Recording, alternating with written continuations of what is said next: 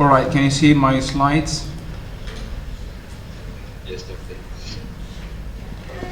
All right, this is one of the three topics related to vocabulary I am going to talk about briefly and quickly, as we do not have much time.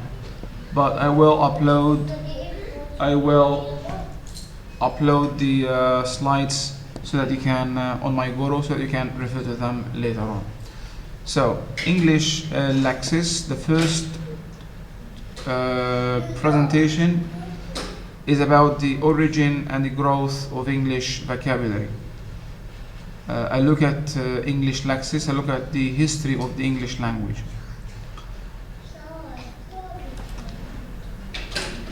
English Lexis, origin and the growth of English. The English language is not indigenous to the British Isles. What does this mean? This means that the first language spoken in England, the source of English worldwide today, the source of all varieties of English, American variety, Canadian variety, Australian variety, all the varieties of English native speaking. So the native language of England was not English. And so what was the native language of the people who inhabited, the British Isles, what is known as the British Isles? Since English is not the indigenous language or tongue. What was the language spoken in Britain then before English? Does anyone know? The name of the language is spoken in England or Britain before English began.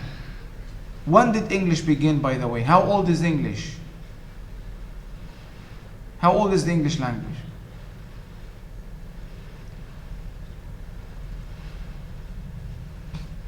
An idea? How old is the English language? When did English begin? 500 years ago? 1,000 years ago? 2,000 years ago? More, less? When did English begin? How old is English? Very old or not very old? Which language is more or older? English or Arabic? English or Chinese?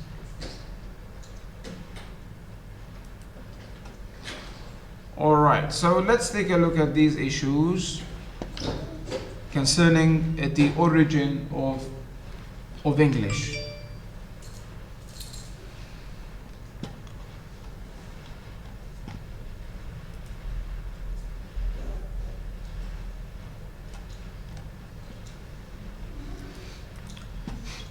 Before the English invaded and occupied Britain, the language spoken by the native tribes, the Britons, was Celtic.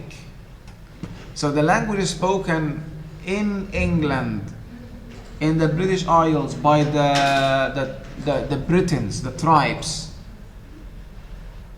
living in England, the language was called Celtic. C-E-L-T-I-C, Celtic. Now what is Celtic? Remains of Celtic are still traceable in Wales, in the Highlands of Scotland, the Isle of Man, and in Ireland. So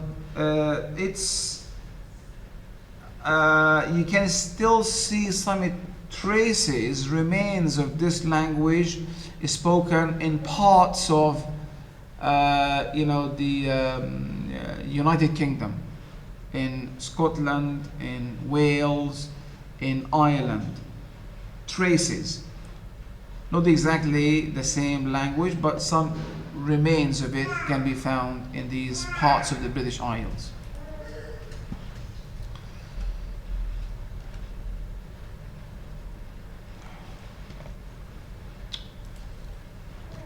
All right. So before English was Celtic. We still don't know when English began. So let's start with the Roman occupation of the British Isles. The Romans occupied the British Isles in 43, in AD 43. About 2,000 years ago, the Roman Empire was a strong empire for many years. It was established before Christ, before the Christian era, BC, sometime before Christ, not long before, about 50 years or even less before, the Christian era that we, use for our calendar now. So the Romans, while expanding, how it became an empire? By expanding, by occupying territories, foreign domination. So one of the territories they occupied was the British Isles, what was known as the British Isles. So this was known as the Roman occupation. Now, what language did the Romans speak? The language, what is the language of the Roman Empire? What was the language of the Roman Empire? Was Latin. Of course, Latin is now a dead language. No one speaks Latin now. It's a dead language. But Latin in the Roman Empire was like English nowadays. International. It was the international language at the time. It was the lingua franca. Latin was made the dominant language of many parts of the world, where the Romans settled, invaded, occupied, and settled. And so when Britain was annexed to the Roman Empire, Latin was the language of the ruling class. And so the Romans in Britain brought Latin. And so Latin was beginning to be spoken by the native Celts. The native people, the Bumiputra, the sons of the soil, were the Celts. When the Romans came in the year 43 AD, and they remained in Britain until 409. So the Roman occupation lasted from 43 to 409.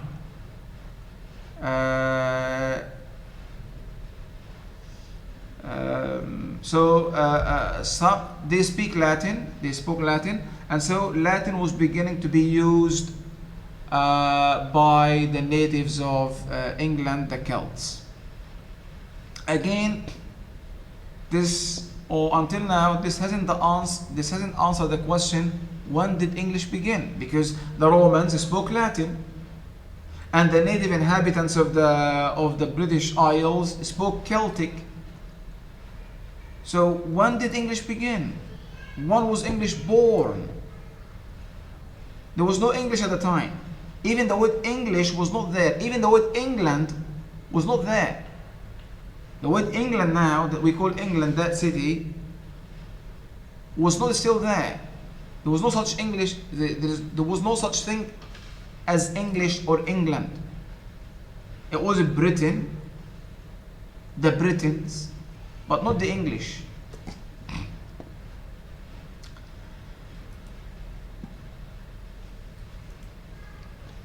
Alright, so this leads us to the Germanic occupation. Roman occupation was in the year 43, Germanic occupation in 449. So in the year 449, Germanic tribes came from the north and invaded the British Isles and settled in the British Isles. This was the beginning of English. And so the beginning of English was the year 449. about 1,500 years ago. 449. This was the beginning of English. What happened on that? What happened in that year? 3 Germanic tribes, and that's why, by the way, when we classify English as a language, English is defined or identified or classified as a Germanic language, a West Germanic language. Unlike French, for example, French is not a Germanic language. French is a Latin language. Arabic is neither nor. Arabic is a Semitic language. Hebrew is Semitic.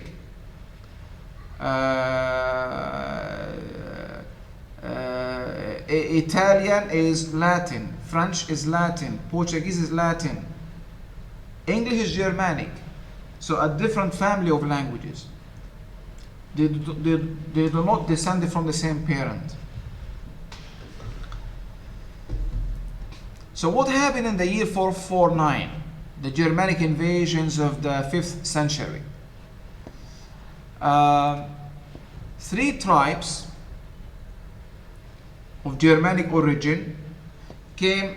If this was a traditional classroom, I would have drawn a map on the board of the British Isles and showed you, how these Germanic tribes came from the north and invaded the British Isles. Again, the word England was not there until now. This is the beginning of English. Still the beginning. These 3 tribes are, maybe I can use a chat column here, are the Angles.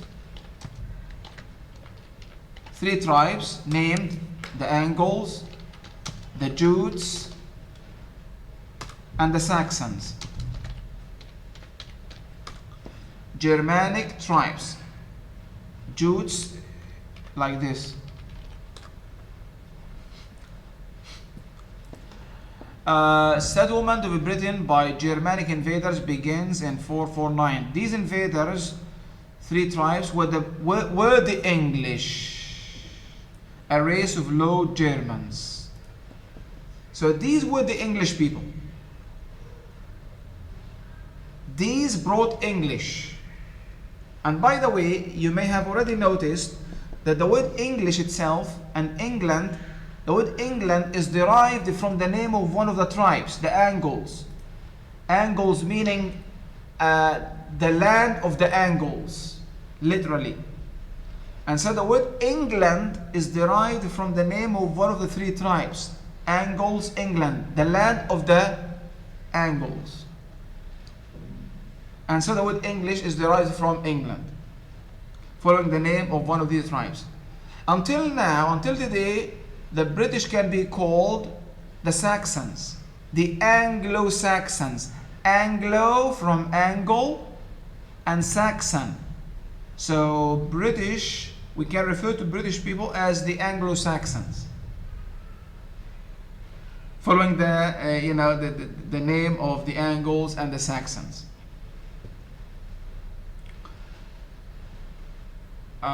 These people, as I said, brought with them their own language, Germanic dialect, and this was actually English. This was the English. There was no English before. We've said that the language spoken by the natives was Celtic, and there was some Latin brought by the Romans, but there was no English. So this was the beginning of English. And so, in order of time, this was the 3rd language spoken in Britain or the British Isles. The 3rd language spoken. The first one was Celtic, the 2nd Latin, the 3rd language spoken is English. So prior to English was Celtic and Latin. This language became dominant. It swept away the Latin language and nearly all traces of Celtic.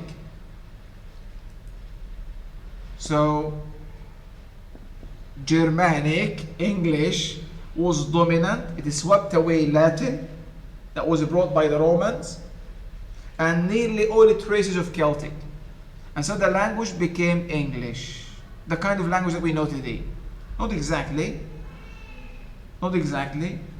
but almost. Why do I say that? Why do I say not exactly, but almost? Because this continued to be the case. When did English begin? We said, when did these Germanic invasions take place? In the year 449. Are you following? Following or not?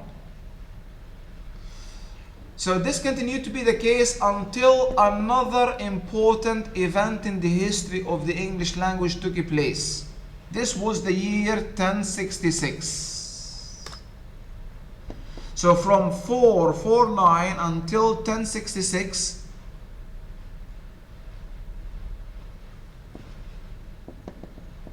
the language spoken in the British Isles was Germanic, was English. This is what we call now English. And this period is known in the classification of the history of the English language as Old English.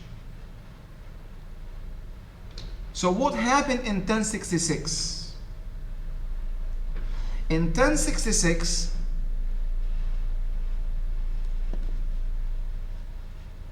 a group or the tribes of a French people known as the Normans came from France and invaded the British Isles and occupied the British Isles.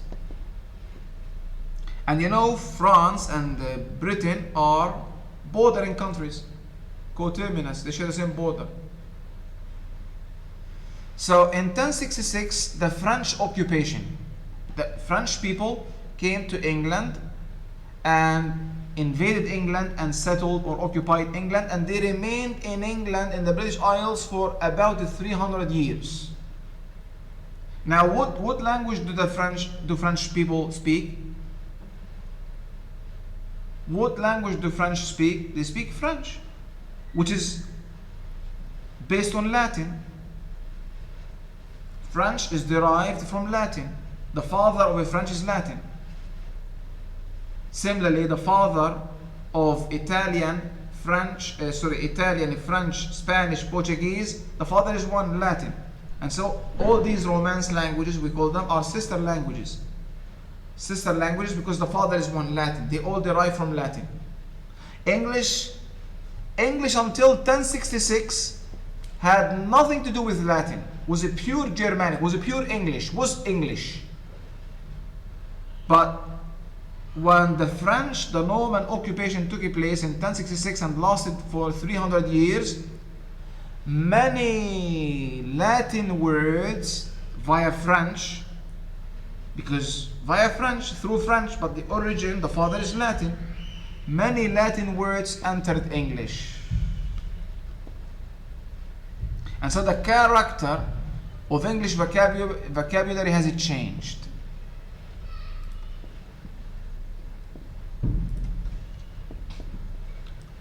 Norman occupation.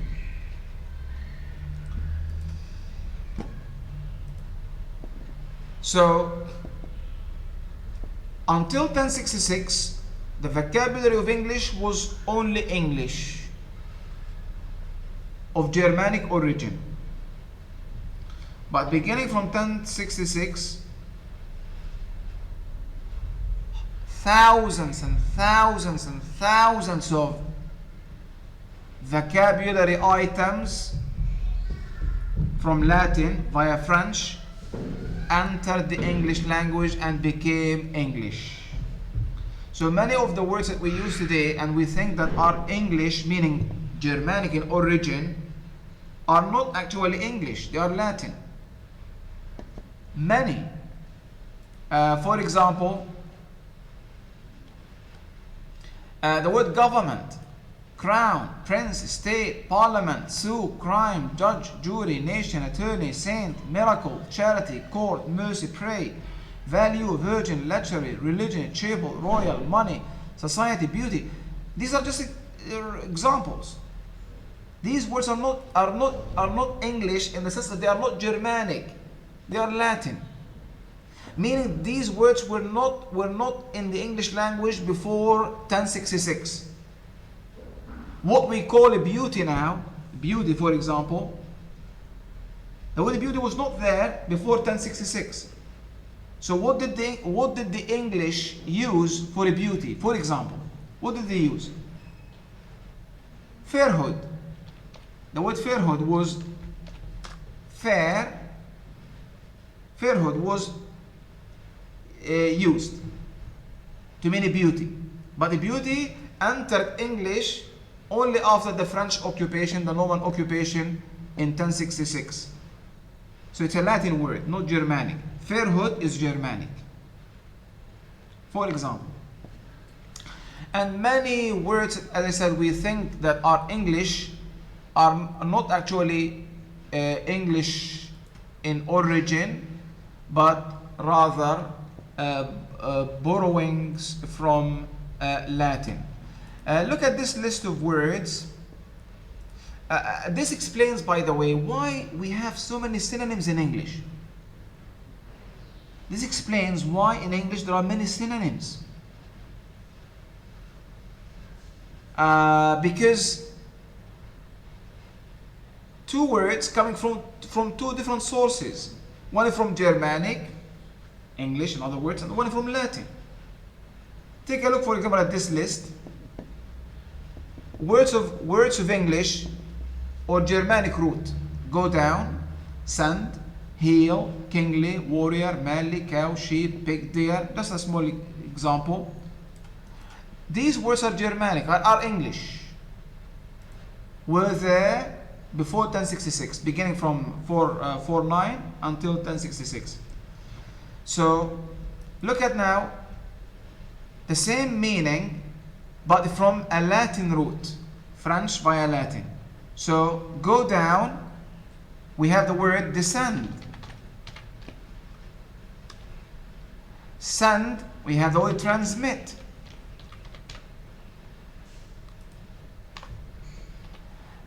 Heal, we have the word.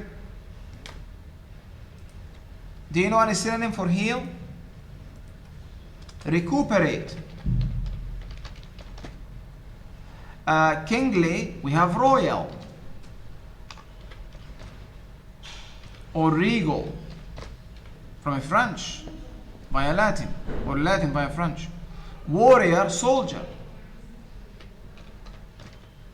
Manly, virile. Cow,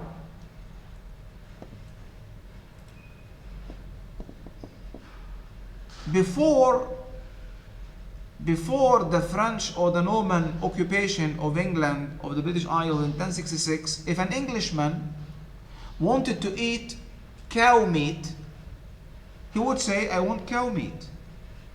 But after the French occupation, if an Englishman or woman wanted to eat cow meat, he would say, I want beef. Prior to the occupation, French occupation, if someone wanted to eat sheep meat, he or she would say sheep.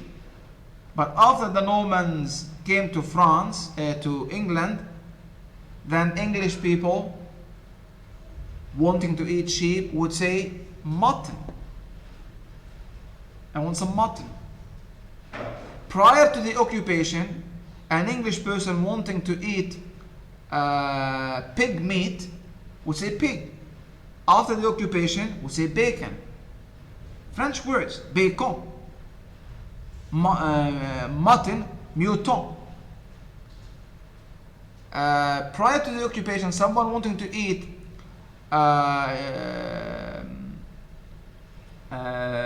deer meat, you know, the animal deer, would say, I want deer meat. But after the French occupation, they would say venison, venison, venison. Before the occupation,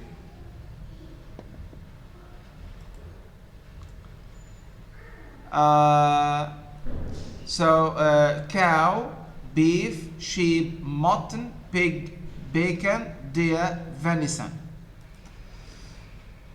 So the name of the animal is Germanic, English. The meat is French, Latin. So many words entered English after the French occupation. And actually English and the French were like rival languages. Like they were competing which one to be the dominant language. French was so dominant in England that it could have been the language of England. It was spoken by the educated. It was spoken by the court. It was spoken by fashionable people. Actually, English was looked down on. English was only a vernacular. Those who spoke English were the villagers. But sophisticated people, people of fashion, educated people, government officials, all spoke French. So French was regarded as a prestigious language, not English.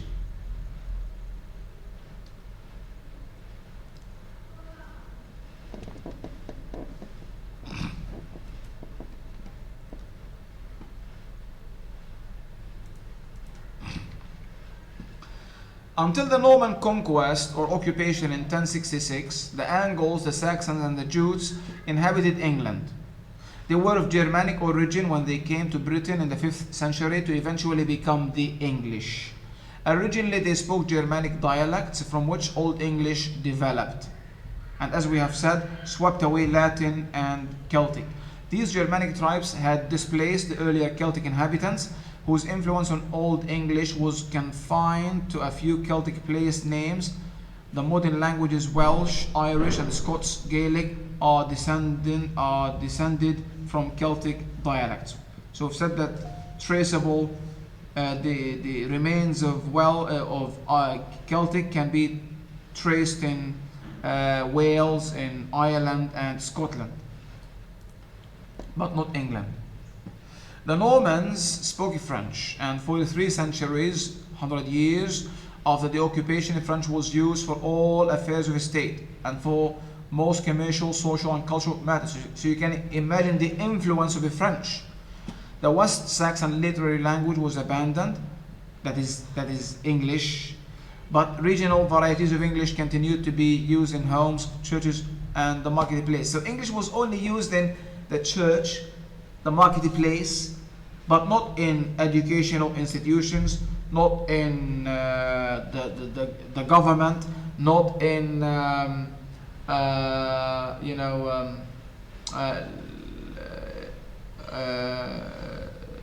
esteemed professions, educational institutions. No, it was restricted to the church, villagers, the market.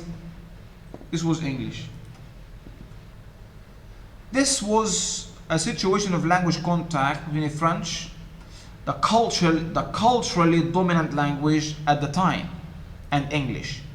So language contact, 2 languages, French and English, and the French was the dominant language. During these 3 centuries, vast numbers of French words entered English, of which the following are representative, as I have said. And I told you that, for example, the word beauty in English before the French occupation was fairhood. There was no such thing as a beauty. The beauty was expressed as fairhood, for example. And so sources of English vocabulary: English, Germanic, Latin, and also Greek. So a third major source of English vocabulary is Greek. In addition to Germanic, the origin, English, and Latin, also Greek. There are many also roots from Greek roots. You can find a great list of this in the earlier textbook we studied last semester, when we took reading skills. Please refer to it, chapter 2. A list of Latin and a list of Greek root morphemes, roots, and also affixes, prefixes, and suffixes. There is a very good list here. Please refer to it. It will help you expand your vocabulary. I will give you an example now of.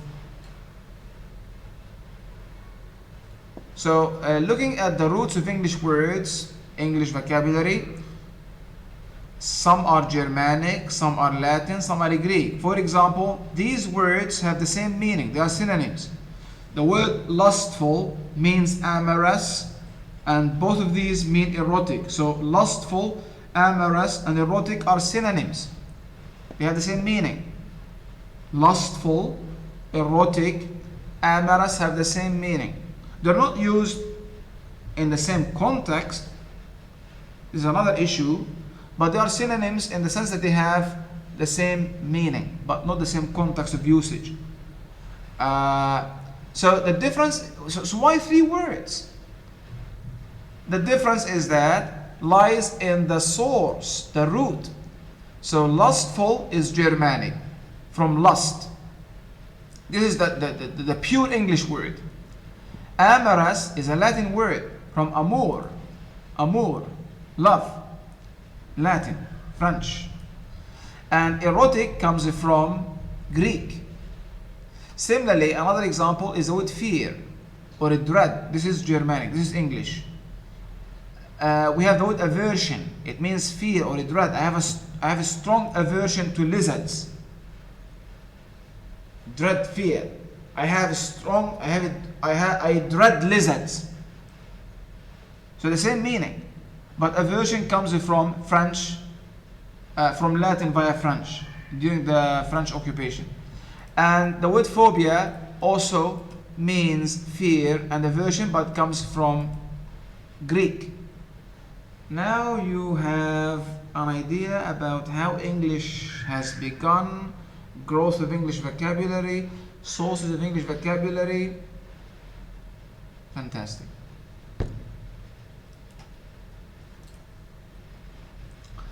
Here's a video about etymology and surprising origins of words, but we do not have time to watch it.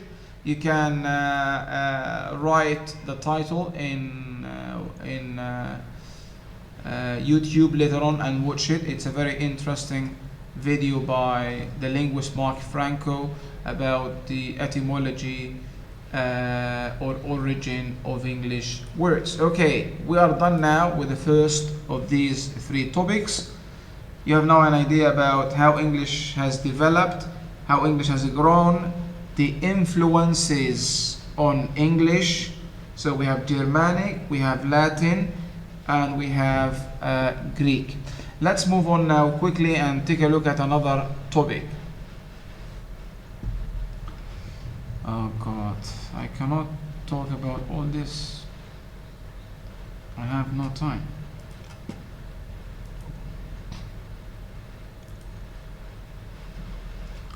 I will send you the slides later on via WhatsApp, via MyGuru.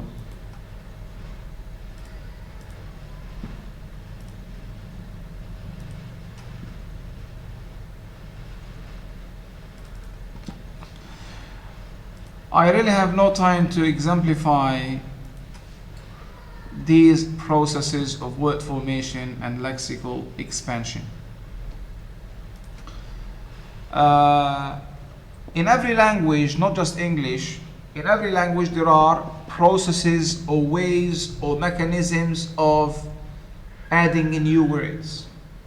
You know, language has evolved to satisfy human needs. Language has evolved to serve human needs. And so language has to be evolving. It cannot be something static, rigid. It has to meet human needs. So as we go on in life, we resort to language to help us express new ideas, express new feelings, express new inventions. So we resort to language to satisfy and fulfill these needs. And so there are then established processes in all languages. Some are present in some might not be present in some might be more productive in some might be less productive in some. For example, English makes use of Malay makes use of circumfixation and infixation as types of affixation. English rarely uses circumfixation or infixation, like unfucking believable. English rarely uses infixation, but Malay does a lot. But English, on the other hand, makes use of affixation and suffixation a lot. We might talk about this in the third presentation today when we talk about word parts and contextual, morphemic analysis. When we focus our discussion on affixation. Affixation, by the way, is one of the processes of word formation in every language, and so also is in English. So, we're gonna skip this video now. These are the processes of word formation used in English, and they are used also, some of them, in some other languages. Many English words enter English using affixation, some using borrowing, some using compounding, some blending, some have entered English or enter English using clipping, some through the process of back formation, some through conversion, some through acronymy, hypochorism, coinage, reanalysis, analogy, onomatopoeia, or even multiple processes. So these are different mechanisms through which English can create new words to meet to suit the needs of people, the growing needs of people.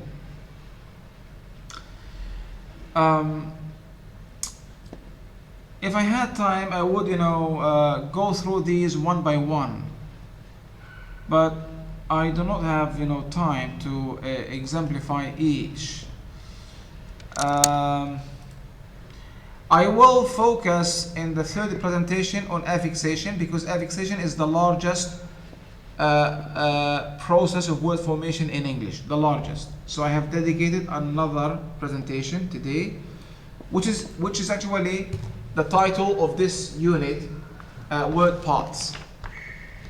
So it's affixation, in other words. So this is chapter or unit 3 deals with affixation. The process is known as affixation. I am writing on the book affixation. And so using morphemic analysis and analyzing the word parts as a way to arrive at the meaning and to remember the meaning, and also to have full understanding of the meaning. But before we discuss affixation as the largest word formation process and lexical enlargement in English, the vocabulary stored in English is made largely through affixation. Maybe we can touch upon some of these processes. Okay, we said affixation, we're going to discuss separately in some detail. Borrowing. Loan words. So one established way or process of word formation in any language is borrowing, where the people of a language take a word from another language. So we can see this clearly in English, in Malay, in Arabic, in Chinese, in any language. A word borrowed is known as a loan word. Of course, the term borrowing does not mean that the people who borrow a word are going to return it. No, but the term is just borrowing. But it doesn't mean that I'm going to return it to you one day. So some examples of loan words in English: ersatz, taken I think from Italian; Superman from German; alcohol from Arabic; lapak from Malay. So there are many examples, but I am not discussing in detail. I have no time. So borrowing. So many of English words are borrowed, taken from other languages. And this applies to Malay. There are also many borrowings. You can feel it, guys. Many of destinasi, lokasi, English words, but adapted into Malay. But the origin is not Malay. So this is a process found in every language. Malay borrows it from English, English borrows it from Malay, Arabic borrows it from English, English borrows it from German, Japanese takes words from English, and vice versa.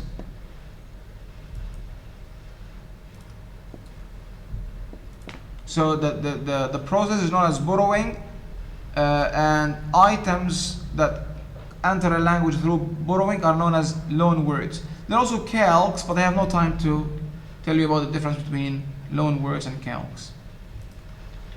Compounding, another process of word formation and expanding, is compounding.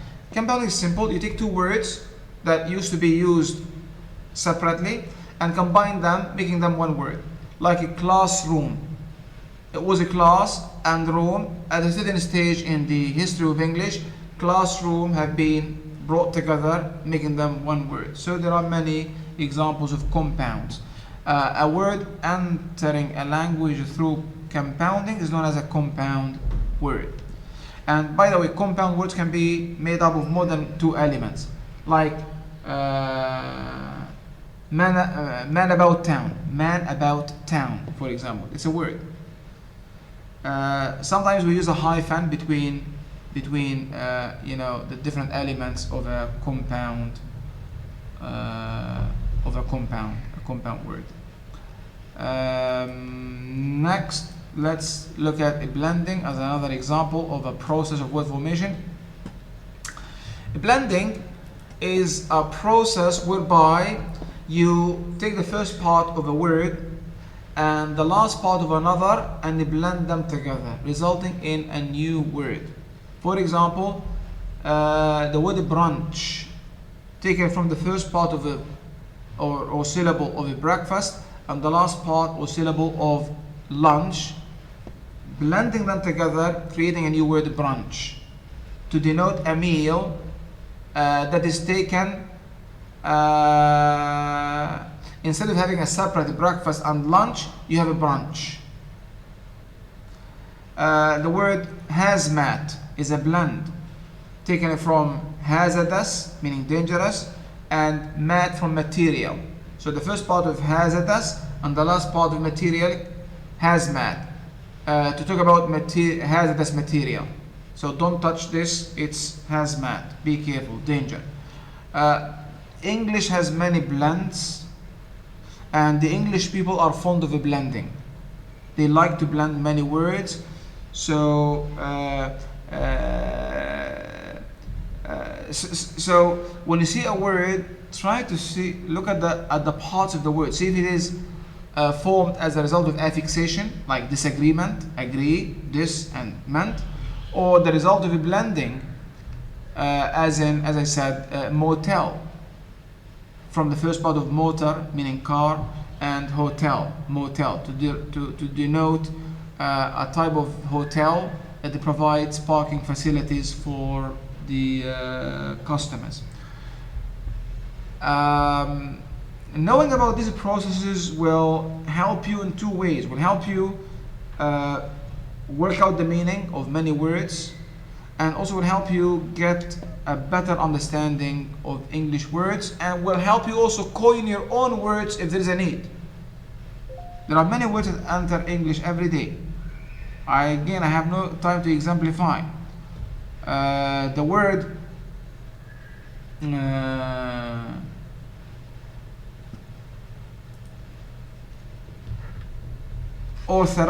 orthorexia is a new word in English.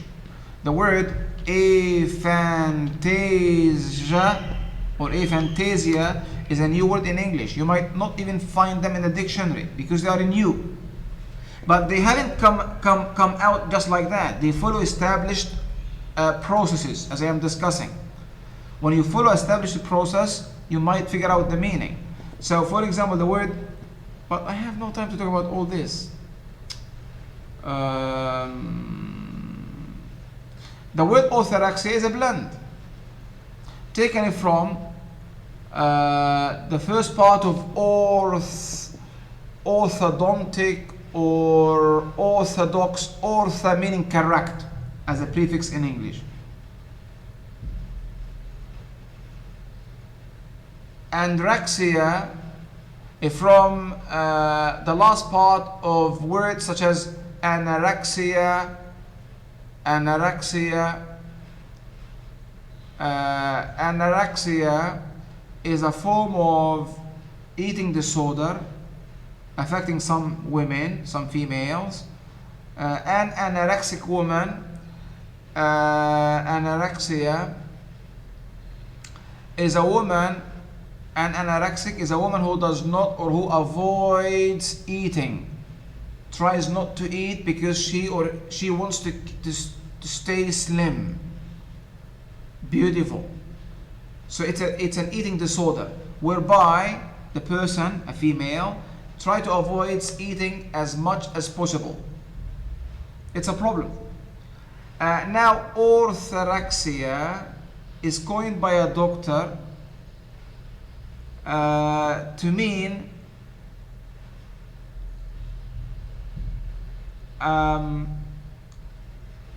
that we should avoid eating a lot, but in a correct manner, because if we just avoid eating, we're going to harm ourselves. And so orthorexia is avoiding food that might make you overweight, that might make you have problems. So in a calculated, correct manner. Hence the term orthorexia. So when you have knowledge of what I am talking about, then you will be able to figure out the meaning just by looking at the word parts and deciding whether it's a word added to English using affixation or blending or compounding or the other processes. This is not to mention also the context that might also, in addition to word parts, help you figure out the meaning. Don't forget also the context. Here we're looking at the word alone. So the parts of a word, in addition to the context, will help you in many cases figure out the meaning.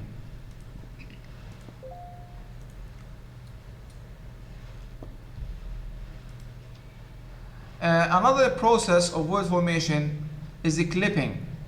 What is a clipping or a truncation? In clipping, it's simple. You just bring a long word and you clip it, you cut it into just one syllable. So the word mathematics is a clip to math. The word delicatessen, clip to deli, etc., etc. So deli, the word cab, you might be familiar with. Not you might. You know that the word cab, but you do not know that the word cab is actually a clipped form of cabriolet. So the original word was cabriolet. Cab has entered English through clipping. Cabriolet has been shortened to cab, just as math from mathematics.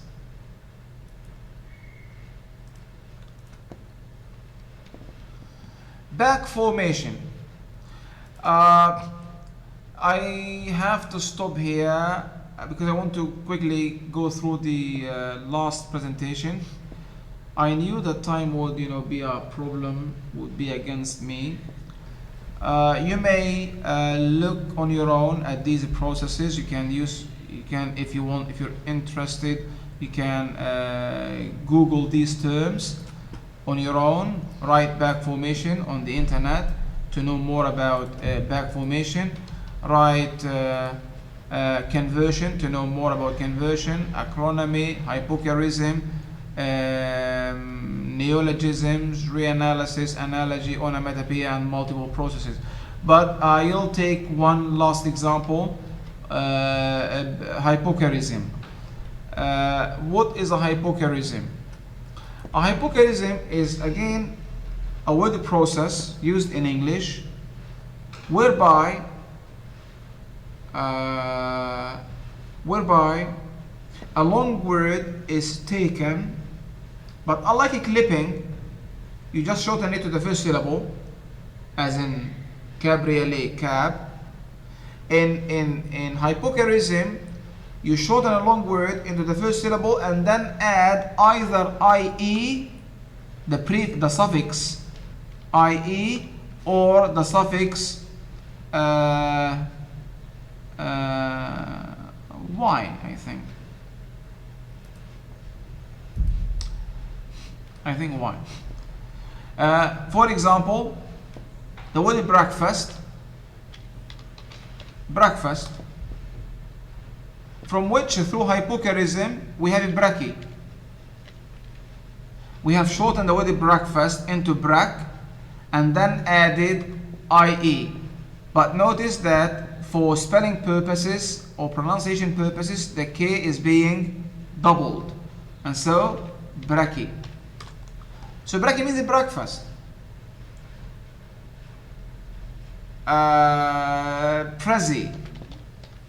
Prezi. Can anyone figure out the meaning of prezi? What's a prezi? It's a hypocherism. It means a present. From the first part or syllable of a present, pres, and then the ie. But excuse me, we have to double the s. This is for pronunciation or phonological reasons. Prezi. Hanky. You know the word handkerchief? A type of tissue. Handkerchief, a type of towel. So handkerchief is being clipped into hank, first syllable, and then ie is being added. Again, it should be double K because of phonological reasons. I think so, or maybe I'm not sure. You can look it up. So this is also a process of word formation in English. If you're interested, I have listed the processes. You can look at them or look for more information about them. Now let me quickly go through the last presentation, which is the most important actually, and that is, let me stop presenting, present again.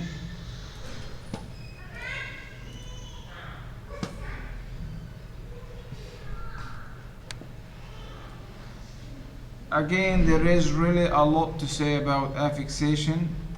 I wish I could have a whole class now, but this is only wishing. So the last presentation, word parts, morphemic analysis. So quickly let me go through these slides. So all these words are examples of words that are lexicalized or that have been lexicalized in English using word parts. As I said in a previous class, there are two ways to deal with unfamiliar vocabulary in English. One is to use the context, contextual analysis, where you look at the part of the speech, context, sound, source. And the other is to use morphological or morphemic analysis by looking at the internal structure of words. You've got to remember here that words are made up of phonemes, sounds, and sounds are combined to make up morphemes and then lexemes or words. And so most words are built up of internal parts. So the word impossible is not just a block like that. It is made up of possible and impossible. Disagreement made up of agree, a root, and what we call a prefix at the beginning and a suffix at the end. So words have parts. especially words that have come into English using the process of affixation. So when you become aware of this and when you can figure out these parts, this will help you figure out the meaning, retain the meaning, and have a fuller understanding of the meaning.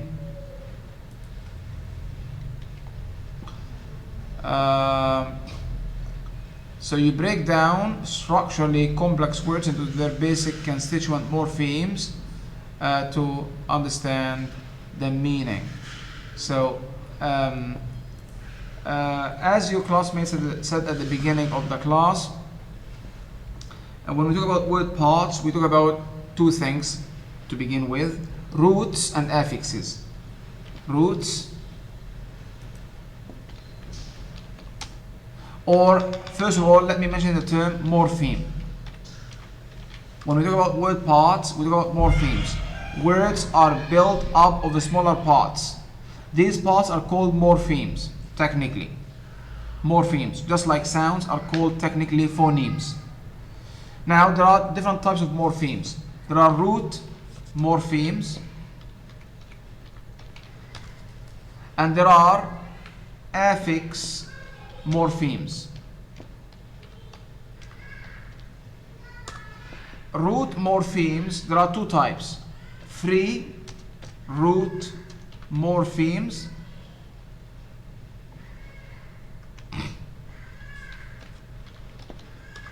and bound root morphemes. So a root can be free or independent, to use a word used by Dorothy, I think. She used the word independent. So free root morpheme, or it can be bound. The difference: in a free root morpheme, the root can stand on its own. Can stand on its own. Like the word agree. It's a root morpheme because you can attach to it other morphemes, affixes. Disagree, disagreement. So agree is a root morpheme that can be used with other types of morphemes, bound, to build up more words. Some root morphemes are bound. Bound meaning they cannot stand alone. They have to be attached to another morpheme to acquire meaning. Many of these are in chapter 2 in this book. One example provided in our main textbook, current textbook, is for example on page 67, athl. Athl. So athl is a root morpheme. It is bound, meaning it cannot be used alone as a free root morpheme, as imagine, imaginable, unimaginable. So imagine is a free root morpheme. System is a free root morpheme. You can use system alone, and you can say systematic, unsystematic. But athl cannot be used, meaning contest in Greek. It's a Greek root because this comes from a Greek word, athlos, meaning contest. And we've just mentioned that the Greek is one of the three main sources of English vocabulary, along with Latin and Germanic. So athl comes from a Greek word, athlos, meaning contest.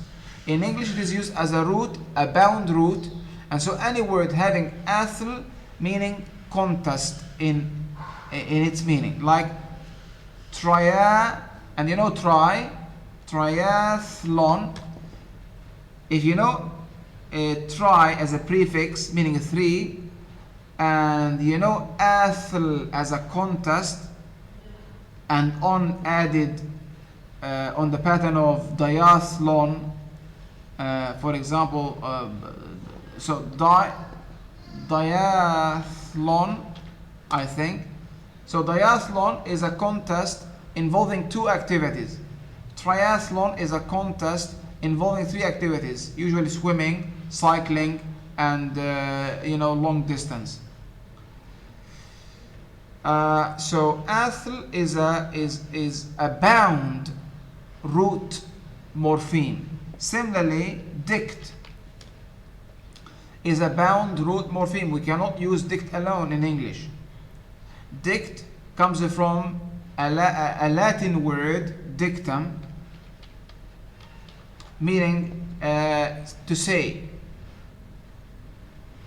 And so any word having dict in it as its morphemic root, as its root morpheme, has to do with say. For example, dictionary has to do with say, words. Diction, a choice of words. Predict, pre as a prefix, so to say before, to predict. So these are examples. There are many, as I said, can be found here. So when you are familiar with these roots, then you can imagine how your ability to figure out the meaning of words can be. These roots are not indefinite. There is a list, most of which are here. So look at this list, learn these roots. This will help you figure out the meanings of new words. There are Latin, the most common Latin root, bound root morphemes, and the most common Greek root morphemes in chapter 2. So this is about the roots. The other type of morphemes, remember here at the beginning I've written morpheme. So the first thing is to know morpheme. Words are made up of morphemes, units of meaning. So unhappiness is made up of 3 units, obviously. The root morpheme, the free root morpheme happy, and then the affix, the suffix un, and the prefix un and the suffix s. So unhappiness. We've said 2 types of morphemes, root morphemes and affix morphemes. Root morphemes are of 2 types, free and bound. Affix morphemes, there are many types of affixes used in English.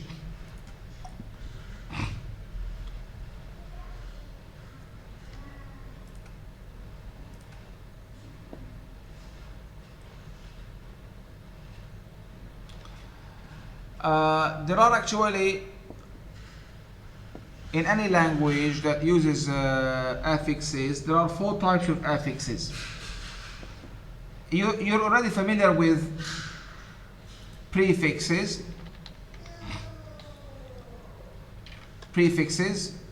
and so prefixation,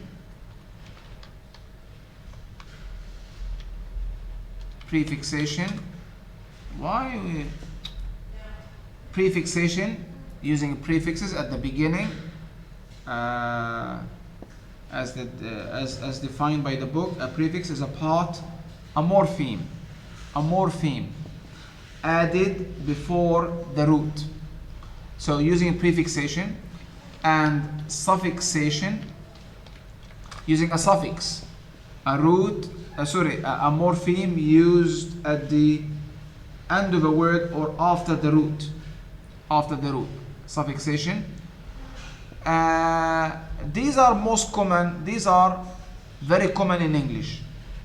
So English words using affixation make use of either a prefixation or suffixation or both. So in disagree, a prefix. In disagreement, both. In agreement, suffix. So it can make use of a prefix or a suffix or both. These are highly common in English. There are 2 other types of affixation. And these are circumfixation and infixation. These 2 types are less common in English. They are very common in Malay. Think about words, try to break Malay words down. Quickly, we're not going to spend a lot of time on these 2 because they are not common in English. They are not productive in English. So some of these are productive in some languages, some might not be as productive in other languages. Let's begin with infixation. As the name suggests,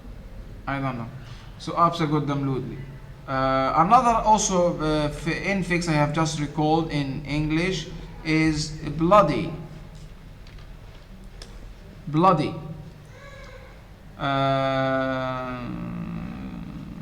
Sing a bloody your, for example. Singapore, Singapore, Singa bloody, bloody your.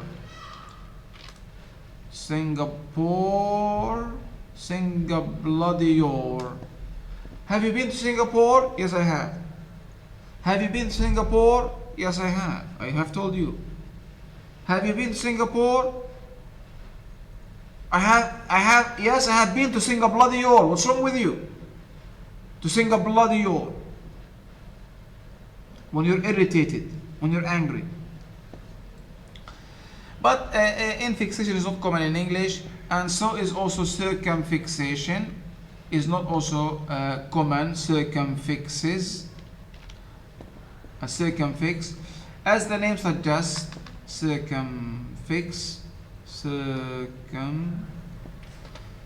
As the name suggests, in a circumfix,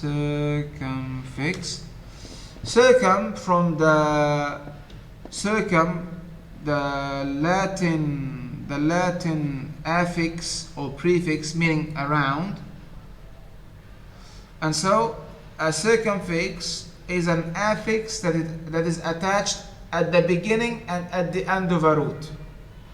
Not inserted in, or not only at the beginning or at the end as in prefixes and suffixes. No, it has two parts, one at the beginning and one at the end. Malay has a lot of examples of circumfixes. What's the meaning of play in Malay? Playing. Permainan, I think. You know better how to spell it. So you have main, I think, meaning to play, the verb, and you have the circumfix per with an to make it a noun. And you have this pattern in many other words, per and an, making it a circumfix. For example,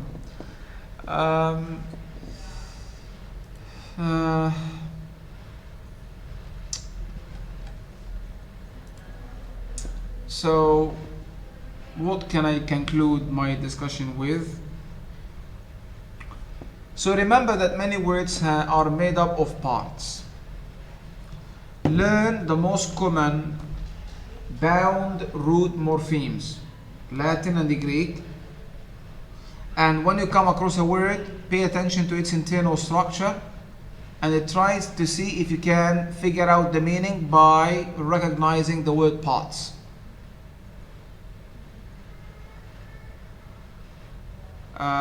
There are some exercises in the textbook and some exercises also in the other reference.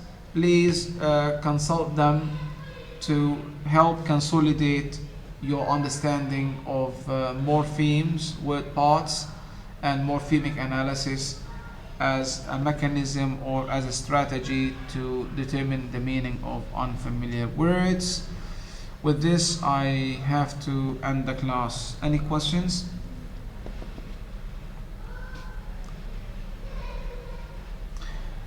As I said previously, I would upload my presentations on my Guru.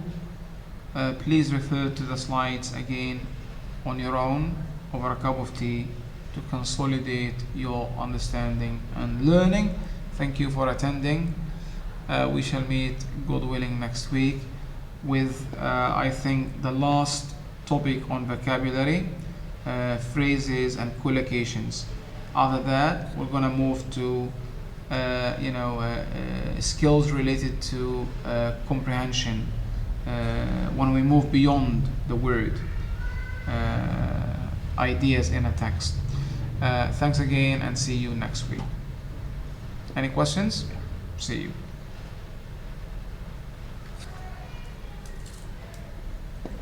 Thank you, sir. Thank you, sir. Thank you, sir. Thank you.